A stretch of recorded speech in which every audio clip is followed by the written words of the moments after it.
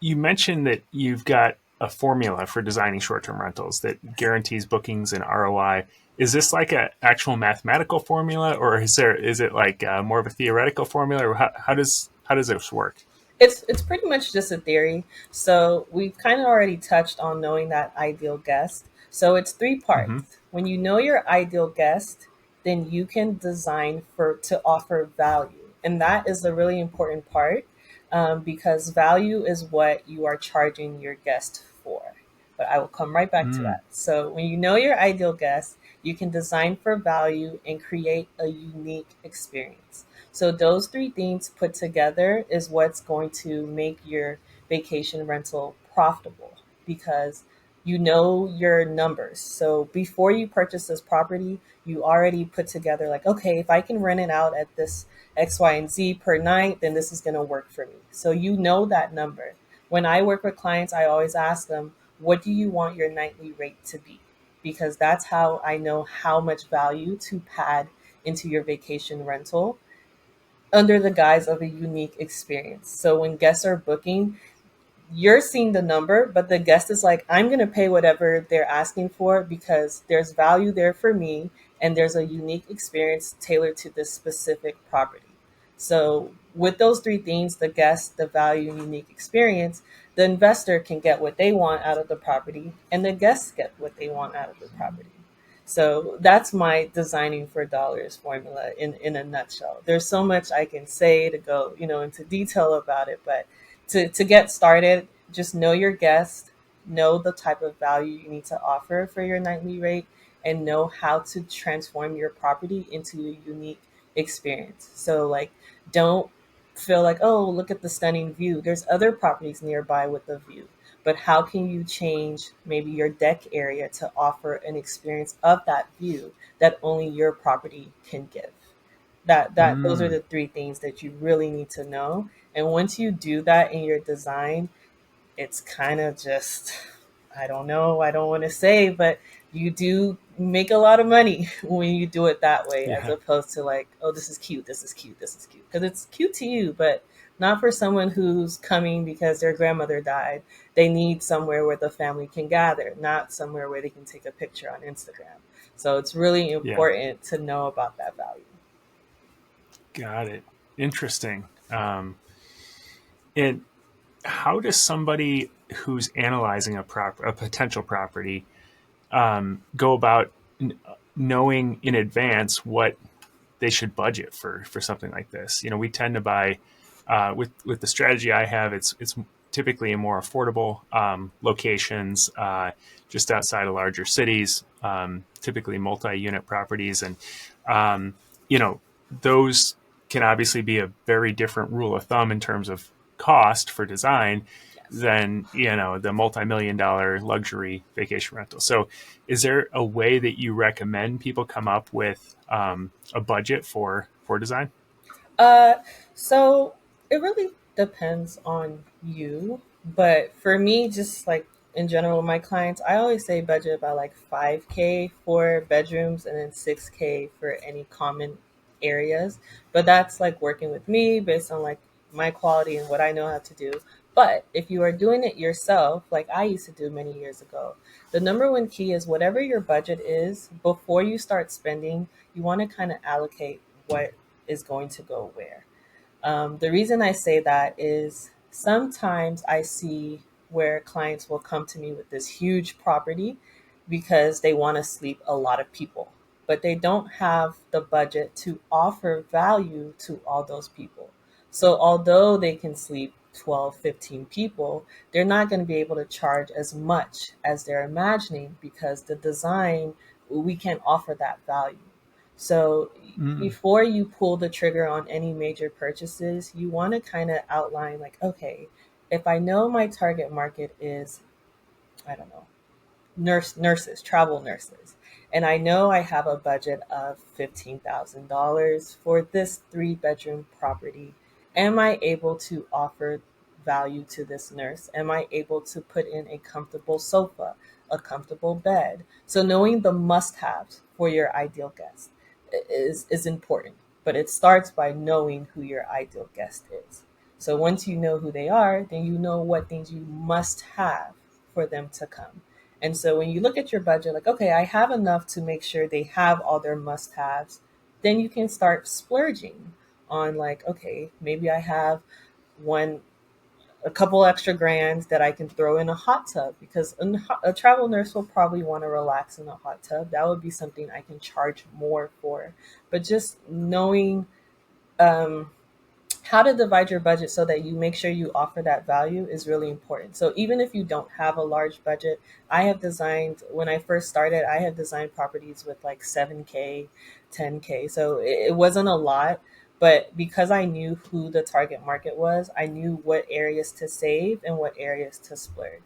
So I wasn't spending a lot on, say, a coffee table, because that's not valuable to that guest. When they're looking through properties, they're not looking for what property has the nicest coffee table, but they'll probably look at what coffee table has the nicest bed. So just knowing Hmm. who they are, what they value, you can figure out where to save and where to splurge, so that you don't miss out on offering that value, but you're still able to design something nice. Got it. That makes sense. And just to clarify, so when you gave the example of like if you could sleep like 15 people, but you can't offer value for 15 people. What do you when you like, are you referring to like maybe having common areas for 15 people, or what do you mean by being able to offer value for 15 people? So offering value would be when 15 people, a group of 15, they're looking at different vacation rentals. The ones that are going to stand out are the ones that, for example, they have enough seating in the living room area. So you say Mm, you sleep 15, but you only have a little sectional in the living room and then maybe one accent chair. Well, there's another property nearby. It may be a little more, but at least we all can sit in the living room. So that's what yeah. guests are looking at when they're trying to pay. They're not just necessarily looking for the cheapest or the closest to where they're going, but they're thinking of, when we're there, are we all going to be able to sit and hang out together? Which was the whole reason we were traveling, which was the main experience we're looking for. If you have an outdoor space, and instead of putting enough seating for 15 people on the deck, you put a dining table that only sits six, they're going to want to pay more if there's another property nearby that has seating for 15.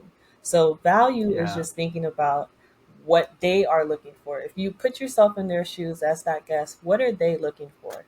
And don't worry about like the costs. I know sometimes people look on like AirDNA or Rabu and they're like, oh, they say I should make this much a night or this much a month.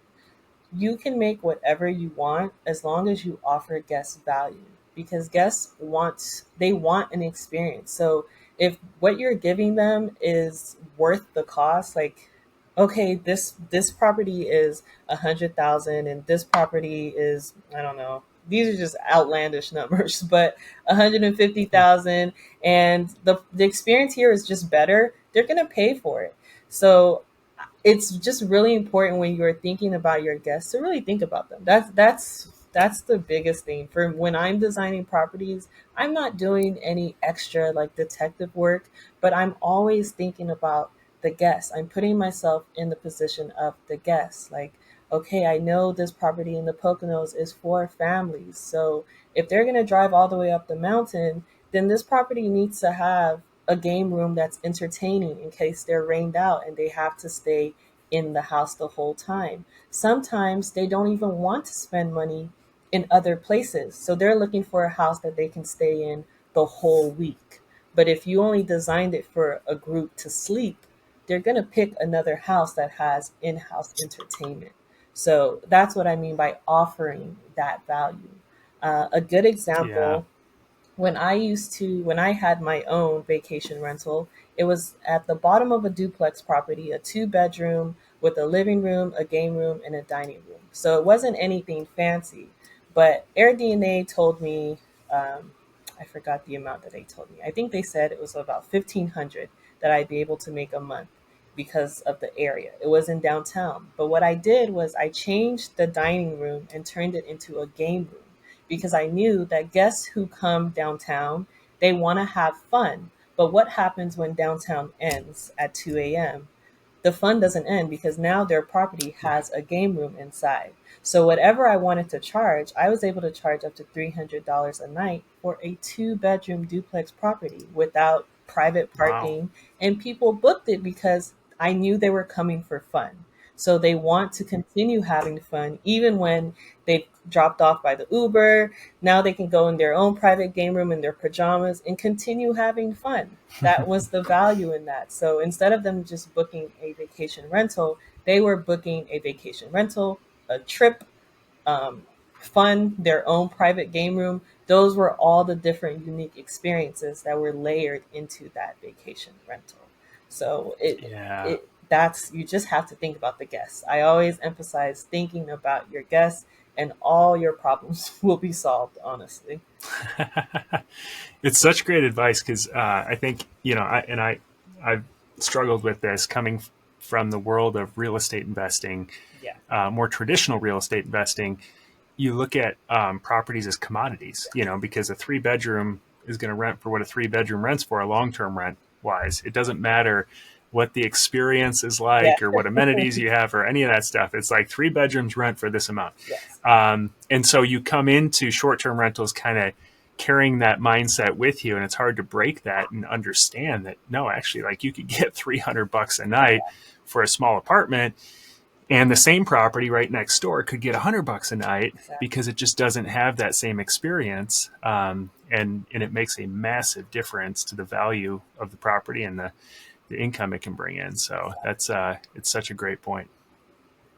Um, I'm curious. One thing people ask me about a lot is how much time should they budget for this process? Because obviously, people buy a property, they want to get it on Airbnb as soon as possible. They want to start bringing in income.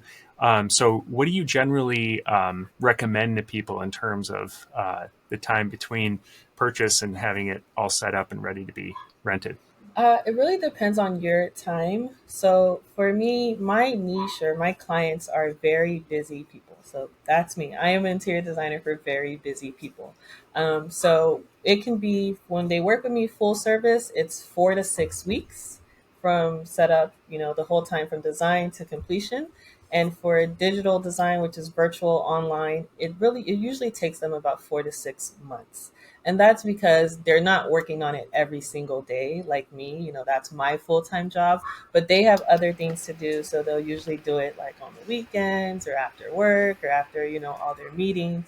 So you can imagine, but if you've never done it before, it does take a long time. It takes a lot of effort too. So I would say, just depending on how you plan to go about it, if you're going to work with an expert, then you can get it up and running quickly. But if you're going to do it yourself, well, just know that however long you're imagining is probably going to take 4 times as long to get it done. So Yeah. that's what I'll say. I also want to mention it's easy to think that, like, oh, it's not a lot of effort because you've designed your own home before. But what you don't put into consideration is you were living in your own home when you were designing it. You could take however long you wanted. You could finance whatever you want. You're not thinking about costs. It's just, do I like it? Do I love it? And that's it. But when you're furnishing and designing a short term rental, you are always thinking about your ROI. Like, is it worth it buying this sofa? Am I going to make enough money from it? How soon is it going to take to come in? When they all start coming, all the pieces start coming in, you have to worry about bringing them into the property, checking it for damages, assembling it yourself, installing it yourself. So there's a lot of moving parts. I'd say if you have a very busy schedule and you couldn't take on designing your friend's home, your friend's brand new home yourself, definitely work with a designer. But if it's something that, I could take some time off and help her spruce it up, then you can think about working with a designer to do it virtually. But I would never advise, especially in this market, and it's not because I'm a designer, just pretend I'm not. Especially in this Yeah. market, I wouldn't advise anyone to just go into it blindly thinking they can throw anything into a property and make some money because it's easy to list it on the platform.